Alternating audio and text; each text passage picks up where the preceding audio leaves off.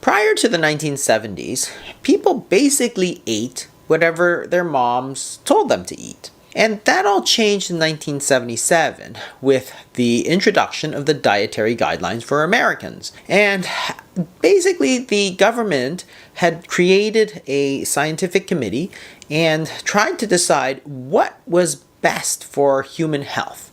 There wasn't a lot of good nutritional science, and so therefore every 5 years or so it has to get updated. And when you look back at some of the older guidelines, they're very contradictory. For example, in 1977, the focus was on eating more carbs and eating less fat. So eating things like white bread was very good for you. In fact, they said you should eat more of that. By 2020, of course, white bread with very highly refined carbohydrates, a lot of processing that goes on, very high glycemic index, meaning that it tends to shoot your blood sugars through the roof, is now very bad for you. Another example, for example, is that nuts and avocados in 1977 were considered extremely bad for you because they were so high in fat. By 2020, of course, nuts and avocados, because they have lots of healthy fats, they may help prevent heart disease as part of a good Mediterranean diet. So by the 1990s, they sort of codified this into the very famous food pyramid. And you'll see that at the bottom of that pyramid, it's not vegetables, it's things like bread. And those you should have 7 to 11 servings of every single day, whereas things like fish and chicken you might have once a week. Again, completely changing where things have gone in a very short period of time. There were several problems with this approach, although none of this was very obvious at the time. People were just trying to do the best they could. But one of the major problems is it promoted this idea that food is simply some combination of nutrients. And this is sometimes called nutritionism. That is, you can break all foods into their component parts, such as the macronutrients, proteins, fats, and carbs. And if it's the same macros, it's the same nutritional value. Which is sort of like saying that, well, humans are carbon and coal is carbon, therefore Brad Pitt and a lump of coal really are not that different from each other. Because it ignores so many complexities and important differences in those macronutrients. For example, how much refining there is, how much processing goes on, the types of fat, is it saturated, unsaturated, trans fats, is it refined carbohydrates, is it unrefined carbohydrates? There's so many things that go into making a food more than this simple reductionist, nutritionist way. So things like how full it makes you, the bulk, the fiber, the refining, the processing, the additives, the minerals, the vitamins, that all got thrown out the window and became all of a sudden unimportant. And that's how you get to something like this, where you have meal replacements, which are sold as healthy and highly promoted as healthy.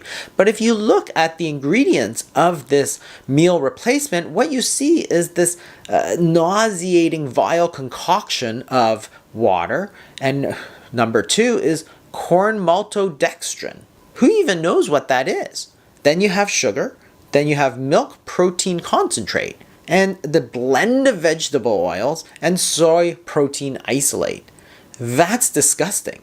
It's basically a bunch of sugar, chemical, and vegetable oil and marketed as healthy. But you get that with nutritionism. After the 1977 guidelines, when we vastly, completely changed the way that Americans ate, obesity started spiking up right away. So you can see that obesity was already rising before that, but the rate at which it was rising clearly increased after this massive change in nutritional advice. And A new study shed some light on this, and this is published in the British Medical Journal in 2023, and it was called The Association Between Changes in Carbohydrate Intake and Weight Changes. And this is a simply massive study coming out of Harvard Medical School.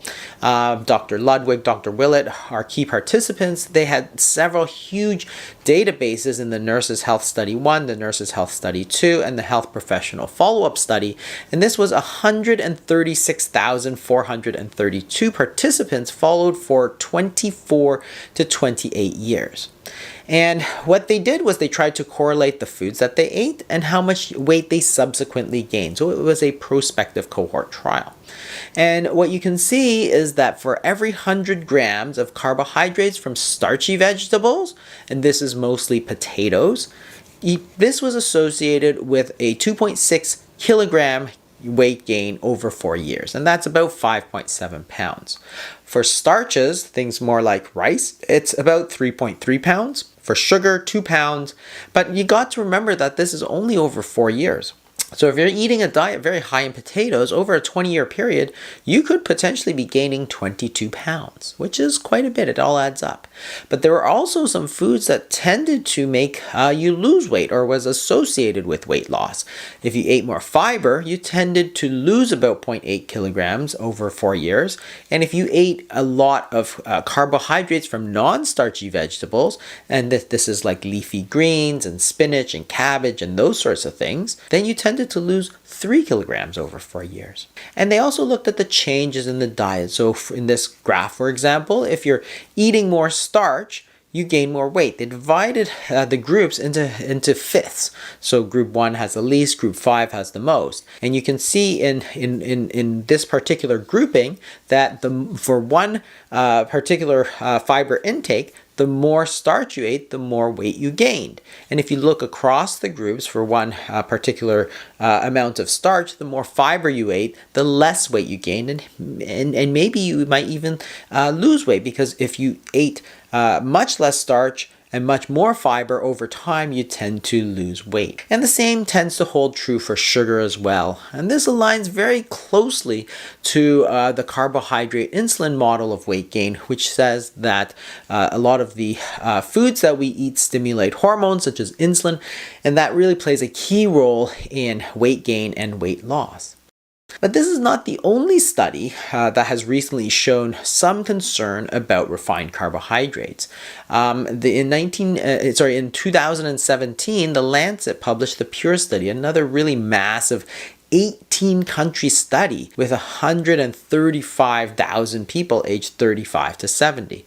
And they followed people for 7.4 years.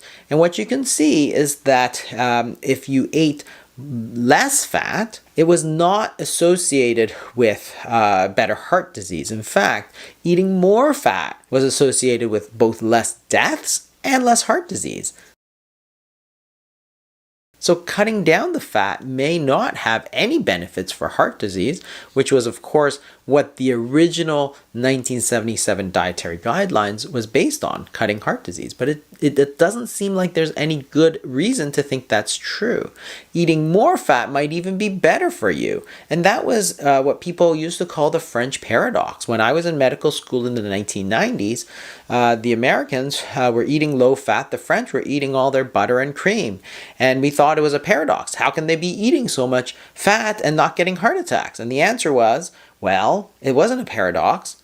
The dietary fat just didn't play a huge role in the causation of heart disease. In fact, those people who started to eat more fat, such as with the Mediterranean diet, actually did much better. And also look at the carbohydrate intake. What you see is that if you increase the carbs to very high levels, that is associated with increased death and increased heart disease. But keep in mind that at the very right of this graph, you're looking at extremely high carbohydrate intakes above the 60% recommended by the dietary guidelines, so this may or may not apply. Nevertheless, there doesn't seem to be a huge reason to be advocating for a super high carbohydrate intake because it may cause weight gain. And of course, that is actually precisely what we did see in the obesity epidemic. So the bottom line is this: foods are not just a slurry of macros. It's more than just the carbs versus the proteins versus the fat. There's all sorts of different things that go into how this affects your body. What you want to do is try to cut down those refined carbohydrates, the white bread and the rice and the potatoes, particularly the the French fries, for example, and try to eat more fibrous food. Try to eat more non-starchy vegetables, and eating more natural fats also doesn't seem to be causative of heart disease. So those are some important takeaways from the recent huge trials that have been done.